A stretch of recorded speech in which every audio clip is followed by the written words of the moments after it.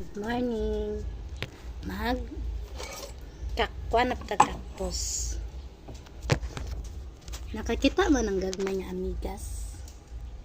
Nakita mo ni kanang pino kaayo. Kita mo ng gagmay nga amigas, ha? Kanang sakit maak. Ingon anak kagagmay ang tan-aw sa mga tawo ug ikaw walay kwarta. Kay sila taas man daw sila kaayo niya dagko para sa ilahang kaugalingon, sa ilaharap ng kaugalingon. Maunay tan-aw nila yun ani kapino ano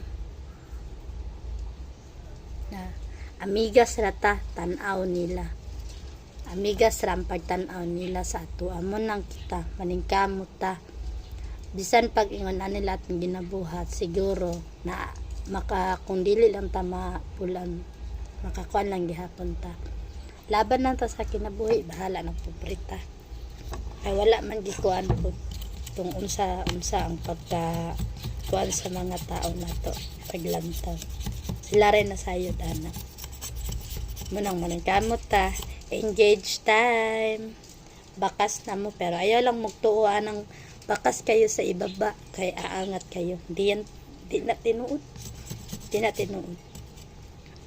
ang tinuod lagit ka ng mang-engage ta mag-comment like onya pag human ana na to engage mag-upload pud ta ug ato nga consistent nga nindot siya mag-upload pud ta kay lisod pod magsigara tag engage nya walay ato ang upload ba kay og mo engage pud ta ni may nga na sila engage na ka kanus ang kasal di ba wala may uban dili ka gets pero sige lang na makasabot na sila madugay na tungkuan na manang kita padayon lang ta kay bahalag gamay pa kay ta sa ilang pananaw sama ra na sa kuan gihapon amigas nga ang amigas dakuan nagmumuho dili bugat ang ilahang panghuna-huna manang kita i-chill lang po na tatang kinabuhi kay di man tanan mo lagi ingon na to kwartahan